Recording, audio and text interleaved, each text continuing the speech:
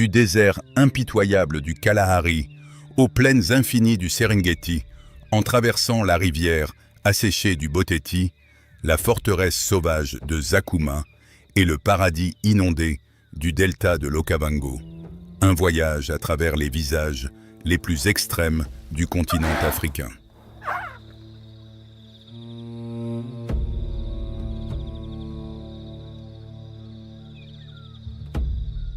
Chaque halte est une épreuve sans répit. Chaque espèce devra regarder sa propre peur en face. Et c'est sa réponse qui tranchera, qui mérite vraiment d'occuper le trône de la savane.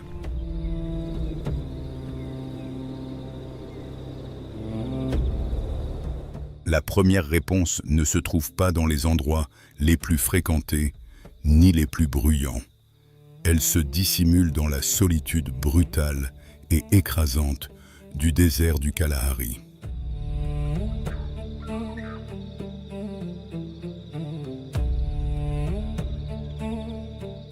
Là-bas, la vitesse est tout, et le temps devient un ennemi contre lequel personne, absolument personne, ne peut gagner.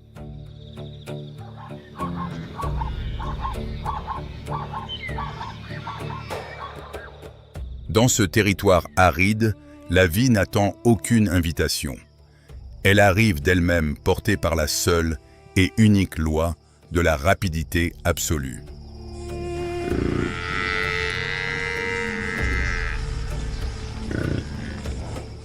Une silhouette dorée et pâle émerge à l'horizon, le ventre presque collé au sol. Le regard verrouillé sur une cible distante de plus de 90 mètres, immobile, concentrée, calculatrice.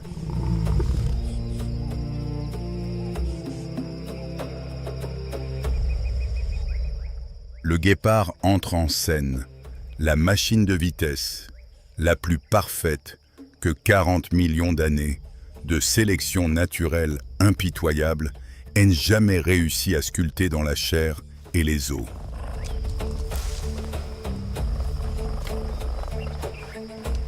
C'est un prédateur entièrement conçu pour un seul acte explosif. De 0 à 112 km/h en moins de 3 secondes, il surpasse la plupart des supercars que l'ingénierie humaine a jamais produites.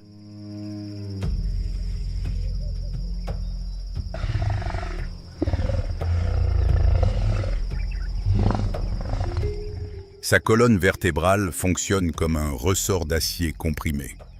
Ses griffes semi-rétractiles s'accrochent au sol comme des pointes d'athlétisme, et sa longue queue agit comme un gouvernail de précision à des vitesses vertigineuses.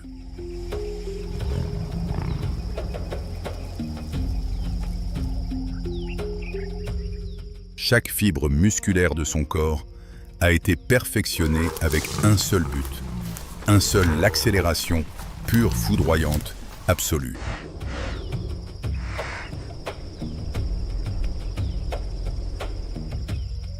Mais cette vitesse extraordinaire a un prix brutal que peu imaginent.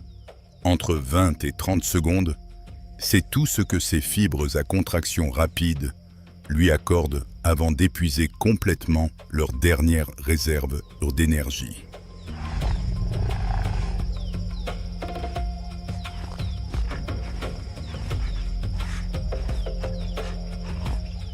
Ce n'est pas la surchauffe que les scientifiques croyaient pendant des années.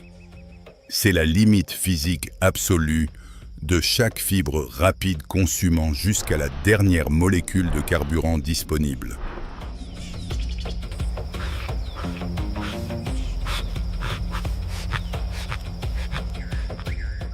Si la proue continue de courir après une demi-minute, le guépard perd tout.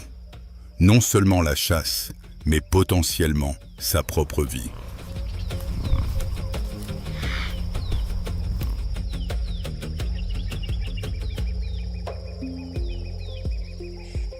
Et la proie d'aujourd'hui ne sera pas facile à capturer. Un oryx à cimeterre se tient immobile, ses cornes dépassant le mètre de longueur s'élançant vers le ciel, comme deux épées ancestrales forgées par l'évolution.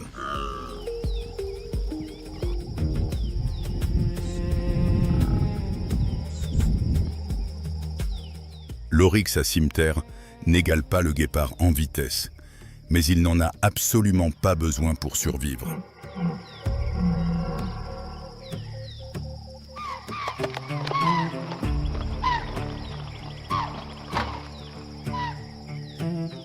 À l'intérieur de ce crâne se cache une merveille évolutive qu'envierait n'importe quel ingénieur du monde moderne. Le Rete-Carotideum, un réseau dense de vaisseaux microscopiques qui refroidit le sang artériel avant qu'il n'atteigne le cerveau.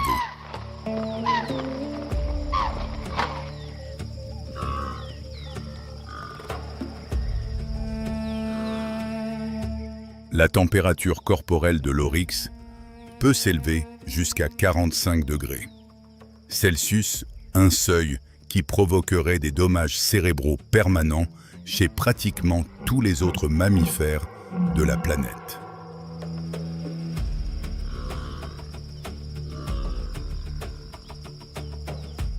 Et pourtant, son cerveau demeure frais, alerte, entièrement calculateur, une machine de survie que la chaleur ne peut pas arrêter.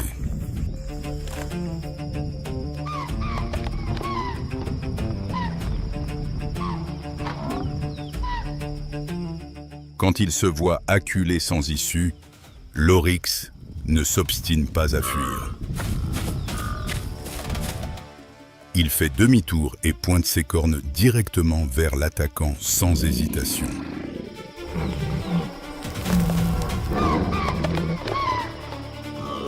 Des cas documentés font état de lions transpercés dans la poitrine par les cornes d'un oryx.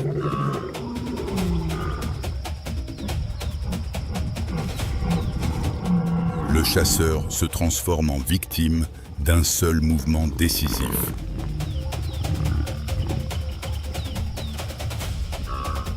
C'est la première leçon de la savane, une leçon que personne n'oublie jamais. La vitesse ne décide pas de toutes les batailles.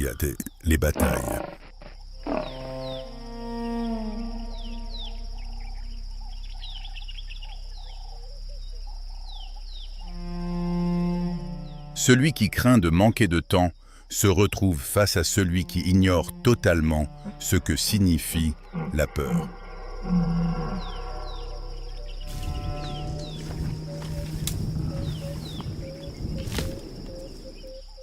Le guépard doit décider là maintenant. Attaquer immédiatement en risquant sa vie ou se retirer et endurer un jour de plus de faim et de frustration.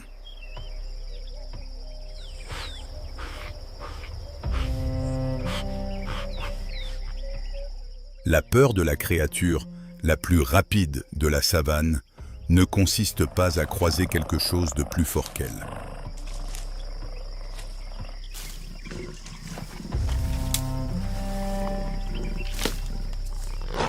C'est le compte à rebours qui bat à l'intérieur de son propre corps une horloge biologique impitoyable que personne d'autre ne peut ni entendre ni arrêter. Mais cette peur du temps n'appartient pas qu'au guépard.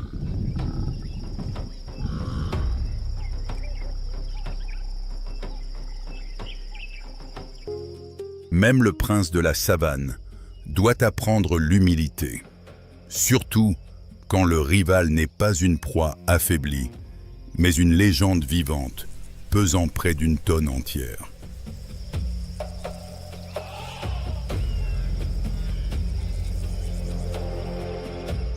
Une bête dont le seul nom fait frémir jusqu'aux lions eux-mêmes. La mort noire.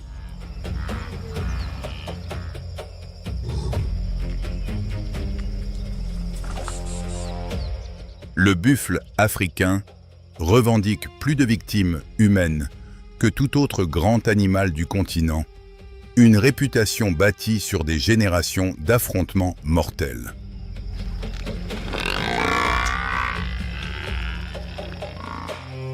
Près de 900 kg de muscles purs comprimés dans une structure pratiquement impénétrable, forgée par des millions d'années de pression évolutive.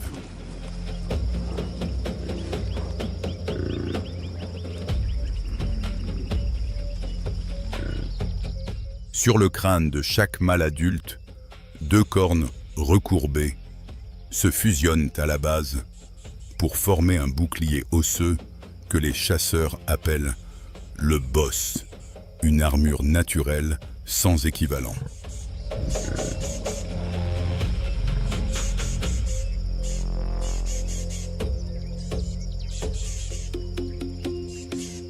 Cette formidable couche d'armure crânienne n'atteint son plein développement que quand le mâle a entre 8 et 9 ans, une maturité qui se paie en temps et en cicatrices.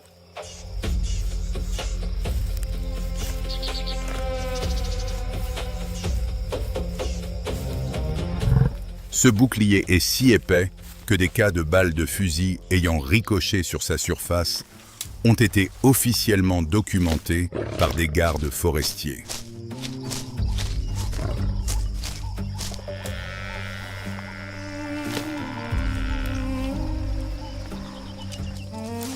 Les lions qui tentent de mordre le crâne d'un buffle risquent tout simplement de se fracturer leur propre croc dans l'impact, une ironie cruelle que la savane ne pardonne pas.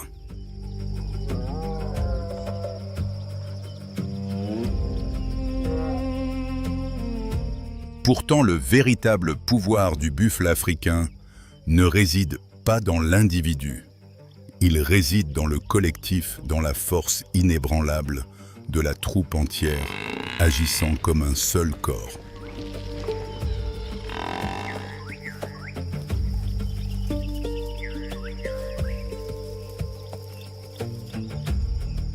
Quand l'un de ses membres est attaqué, tout le troupeau des centaines d'individus pivote à l'unisson dans un mouvement d'une précision troublante.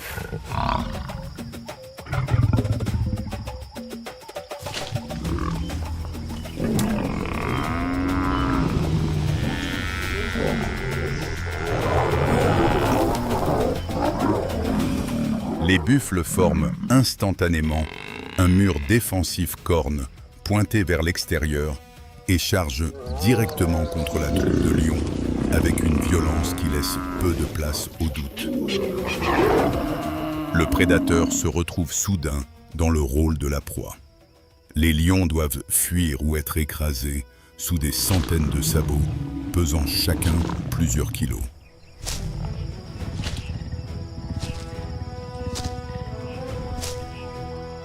C'est la peur que les lions ne s'autorisent jamais à admettre ni à reconnaître.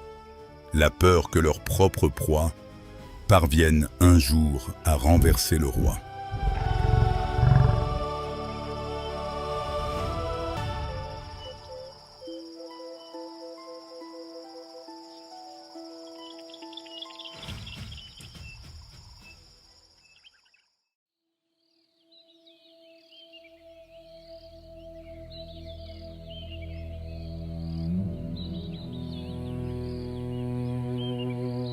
Mais dans une autre terre, la peur ne naît pas de cornes ni de crocs.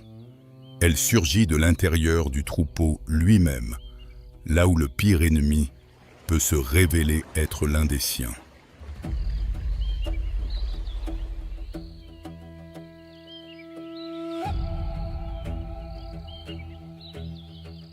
Au Botswana, une saison sèche de 6 mois implacable transforme les pâturages verts et luxuriants en plaines craquelées et stériles.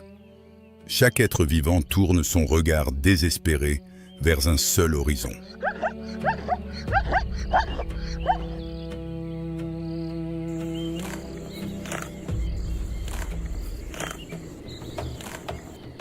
Le fleuve Boteti, dernière ligne de vie dans une terre qui meurt lentement de soif centimètre par centimètre.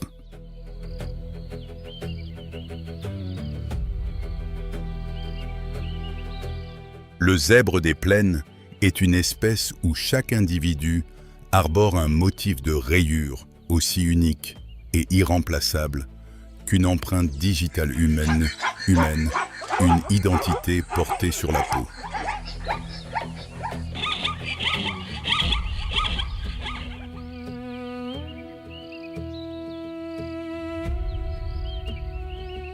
Un étalon de plus de 300 kg de muscles maigres monte la garde au bord de la troupe, vigilant les narines frémissantes.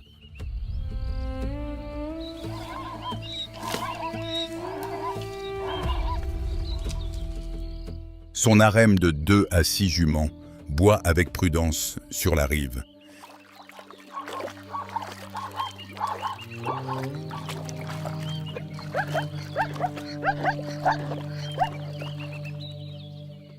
Mais la menace ne surgit pas des profondeurs de l'Ozo cette fois-ci.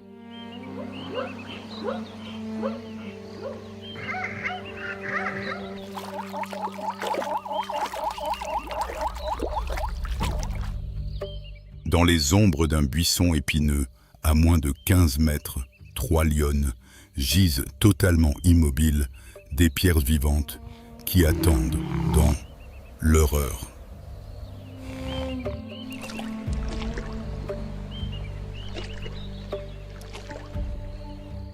Leurs griffes, de plus de 2,5 cm, restent entièrement rétractées dans leurs fourreaux charnus, prêtes à se déployer en moins d'un dixième de seconde quand viendra l'instant.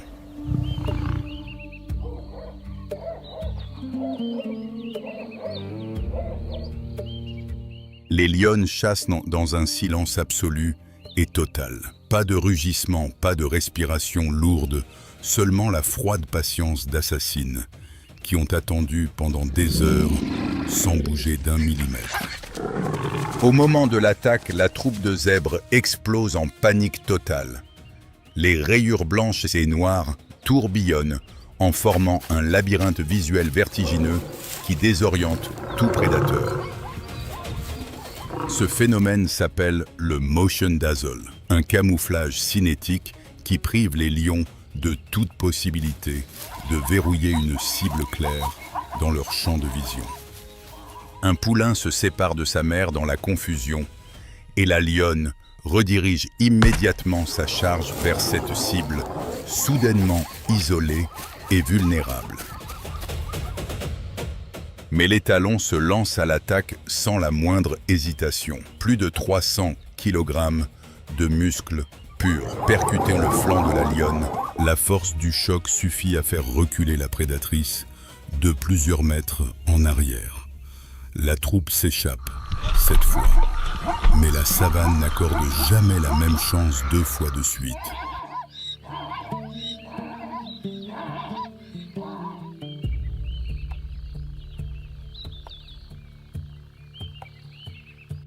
Mais les zèbres ne connaissaient pas toujours cette fortune. Et les menaces, les plus létales, ne viennent pas toujours de l'extérieur. Elles peuvent naître de l'intérieur, même du groupe.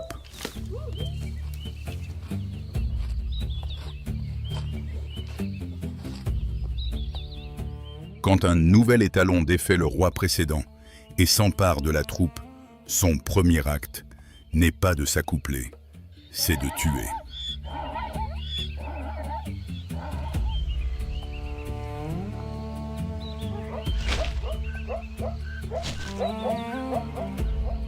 L'infanticide. Le nouveau roi élimine les poulains de l'étalon vaincu, forçant les juments à entrer à nouveau en chaleur, bien plus tôt que la nature ne l'aurait prévu.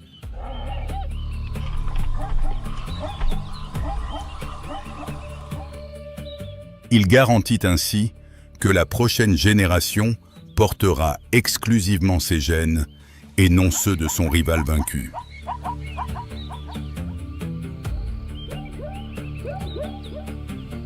La science a documenté ce comportement troublant, même s'il ne se produit pas dans toutes les populations de zèbres à travers le continent.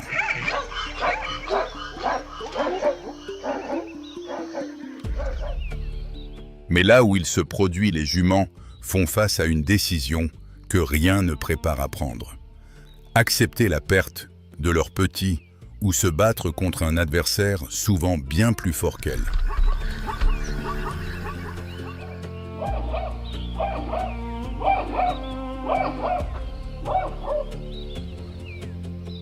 Certaines choisissent de se battre.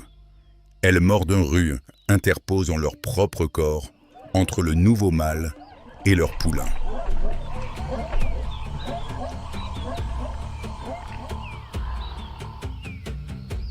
La peur de perdre ses petits est peut-être la crainte la plus primitive, la plus viscérale, qui existe dans tout le règne animal.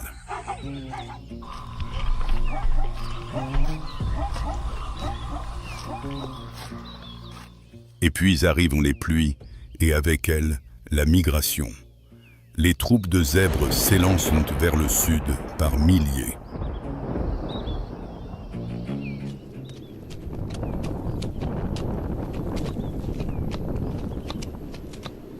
Des milliers d'individus avancent en traversant le fleuve Boteti, là où les crocodiles du Nil guettent en silence, sous les eaux, troubles immobiles comme des ombres.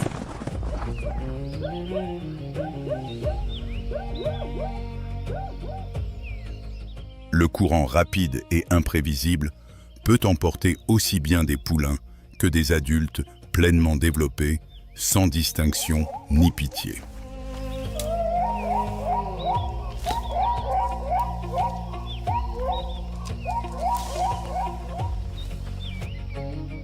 Chaque pas dans la rivière représente un pari à vie ou à mort. Chaque zèbre qui entre dans l'eau sait qu'elle n'est pas certaine d'atteindre l'autre rive, et pourtant, elle avance.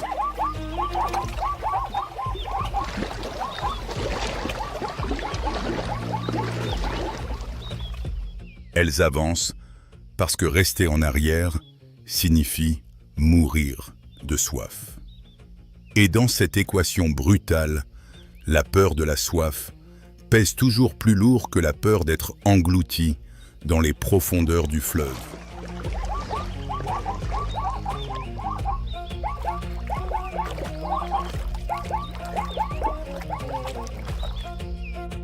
Parmi tous les miédos, les plus primitifs de la savane, la peur de la mort, la peur de perdre ses petits, la peur de perdre le trône. Une espèce a choisi un chemin entièrement différent.